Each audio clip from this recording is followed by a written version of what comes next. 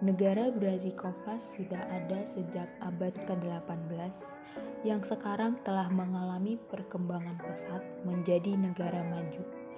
Banyak yang sudah dilakukan pemerintah Brazikovas untuk memajukan perekonomian, pembangunan sarana prasarana, kesejahteraan masyarakat, yang dimana hingga saat ini total penduduk Brazikovas ada 3.331 juta penduduk, yang dipimpin oleh Nessa Gita Eklesia Gultom sebagai presiden dan Adel Tiara Anurista sebagai wakil presiden, yang dibantu oleh menteri-menterinya, yaitu yang pertama Vika Pujakesuma, yang kedua Nurlala Siva, yang ketiga Mada Nurinaja Al-Madina, yang keempat Hani Alia Rosida.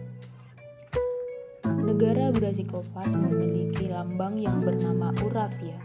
Ura berarti sorak-sorai dan via berarti empat. Empat elemen dalam Uravia memiliki makna bahwa Brazikovas adalah sebuah negara yang menjunjung tinggi keadilan, persatuan, kebersamaan, keberanian, dan perdamaian. Filosofi lambang negara yaitu matahari yang melambangkan keadilan. Matahari tidak pernah membeda-bedakan dalam membagikan cahayanya. Tumpukan kotak menunjukkan kejujuran dan stabilitas. Kotak adalah bentuk umum digunakan dan terpercaya. Kotak melambangkan kesesuaian, kedamaian, solidaritas, keamanan, dan kesetaraan, keakraban dan stabilitasnya, bersamaan dengan sifatnya yang terlalu biasa dan dapat terlihat. Beruang melambangkan keberanian dan kekuatan fisik. Tanda beruang sering dikaitkan dengan otoritas dan kekuasaan. Daun dan bunga matahari melambangkan persatuan dan kebersamaan. Bunga matahari memiliki bunga majemuk yang tersusun rapi dari ratusan, bahkan ribuan dari bunga-bunga kecil. Hal ini bermakna persatuan serta kebersamaan. Brazikovas menjadi pelabuhan penting bagi manufaktur barat. Kebanyakan perbankan dan pusat finansial kota berpusat di wilayah pelabuhan. Brazikovas mempertahankan kepentingannya sebagai rute dagang sepanjang 1970-an. Brazikovas memiliki perdagangan bebas dalam emas, dan Brazikovas dijadikan pelabuhan buatan terbesar di dunia. Kiat pembangunan Brazikovas adalah kepemimpinan yang transparan, infrastruktur yang berkualitas tinggi, iklim usaha yang nyaman bagi para ekspatriat. Tidak ada pengenaan pajak pendapatan perorangan dan perusahaan dan tarif bea masuk barang impor yang rendah. Kiat tersebut ternyata berhasil membawa Brazikovas menjadi pusat perdagangan dan investasi serta pariwisata yang paling diminati di kawasan. Letak geografis Brazikovas menjadi salah satu keuntungan dalam perkembangannya, menjadi hubungan perdagangan antara Asia dan Afrika serta Eropa, serta hubungan lainnya di berbagai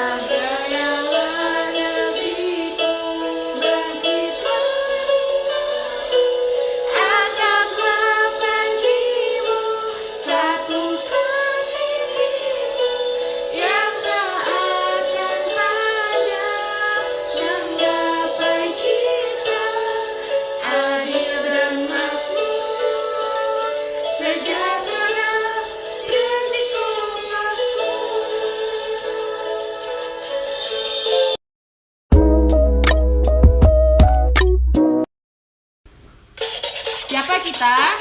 Brazikovas. Brazikovas Tuaga. Kami rakyat dari negara Brazikovas. Perkenalkan lambang kami Borevia. 4 elemen dalam lambang kami. Jaya selalu Brazikovas. Brazikovas.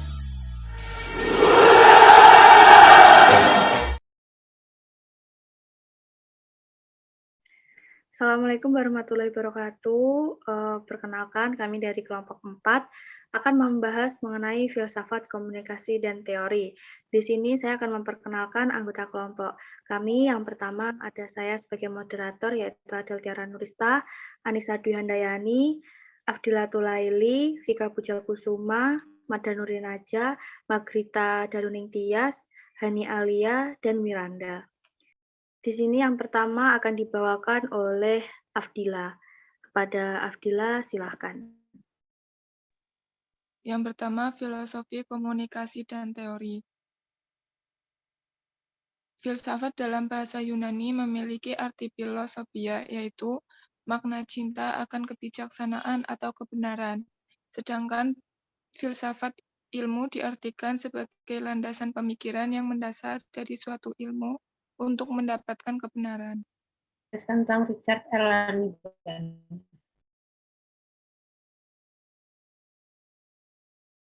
Biografi dari Richard L. Lanigan, BA, beliau mendapat gelar doktor pada usia 25 tahun dan menjadi profesor pada usia 35 tahun. Lanigan Richard adalah seorang sarjana dan profesor terkemuka dari Universitas di Illinois, Amerika Serikat. Pada tahun 2000, ia menjadi Direktur Pendiri International Communicology Institute di SIU, sebuah kelompok riset internet yang berada di kota Washington DC, Amerika Serikat. Beliau adalah Wakil Presiden Asosiasi Internasional untuk Studi Semiotika, bertugas di Komite Eksekutif IASS yang mewakili Amerika Serikat. Beliau juga seorang anggota terpilih Akademi Internasional untuk Penelitian Antarbudaya. Beliau adalah Presiden terakhir Masyarakat Semiotika Amerika dan editor masa lalu pada 10 tahun di American Journal of Semiotics. Beliau adalah anggota terpilih dari American Philosophical Association dan seorang ketua pendiri divisi komunikasi filsafat. Penghargaan akademisnya meliputi penghargaan pribumi Vika Pavi Outstanding 1999, National Communication Association Amerika Serikat, menyoroti penghargaan beasiswa 1995, penghargaan Delta untuk beasiswa Southern Illinois University 1978.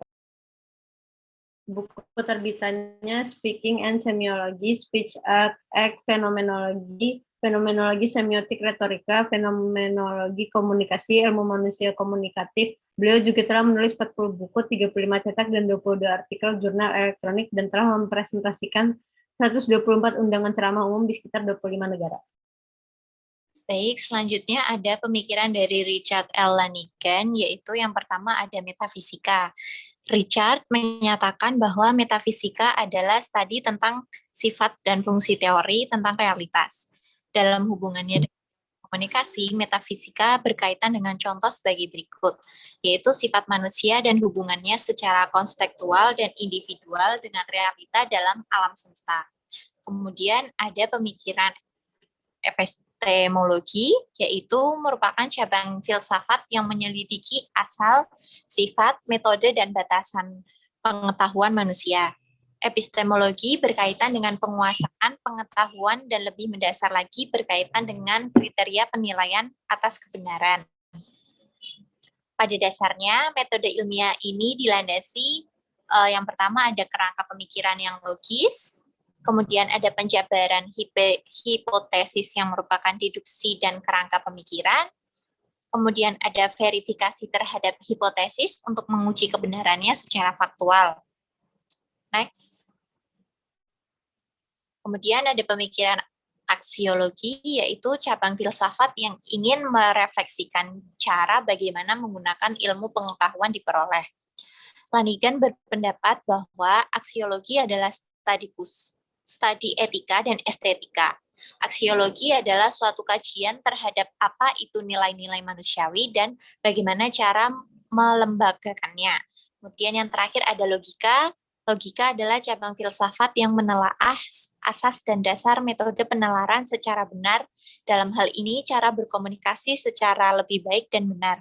Logika berkaitan dengan telaah terhadap asas-asas dan metode penalaran secara benar. Bahwa logika amat penting dalam komunikasi. Jelas karena suatu pemikiran harus dikomunikasikan kepada orang lain, dan yang dikomunikasikan itu harus merupakan putusan sebagai hasil dari proses berpikir. Dalam hal ini, yaitu berpikir logis. 2. Stephen W. Littlejohn. A. Biografi. Stephen Littlejohn adalah konflik manajemen konsultan, mediator, fasilitator, dan trainer. Beliau adalah seorang profesor komunikasi di Humboldt State University di California, dan saat ini asisten profesor komunikasi dan jurnalis di Universitas New Mexico. Littlejohn membagi proses komunikasi dalam 3 tahap dan 4 tema utama. Tahap itu adalah tahap metateoritis, hipotetis, dan deskriptif. Tema utamanya adalah tema epistemologis, ontologis, perspektif, dan aksiologis. Dalam bukunya yang berjudul Theory of Human Communication, Littlejohn menyajikan suatu subbab yang berjudul Philosophy Issue in the Study of Communication, yang menelaah teori dan proses komunikasi dengan membagi menjadi 3 tahap dan 4 tema. Littlejohn sendiri mengartikan metateori sebagai spekulasi terhadap sifat penyelidikan yang melebihi atau luar isi khusus dari teori tertentu. B. Pemikiran Stephen W. Littlejohn. Komunikasi menurut Littlejohn dapat digambarkan dalam matrik persilangan antara tingkah laku sumber pesan dan tingkah laku penerima pesan. Oke, selanjutnya ada Whitney Ehrman. Biografi. Whitney Ehrman lahir pada 2 November, British Broadcasting Corporation. BBC memulai debutnya reguler pertama di dunia layanan televisi definisi tinggi. Saat berusia 33 tahun, pada tanggal 20 Juli, orang pertama yang berjalan di bulan. B. Pemikiran Whitney Ehrman. Munt dalam filsafatnya menyatakan penjelasan keterpautan pemerintah dengan jurnalistik, di mana keseimbangan kekuatan selalu bergeser.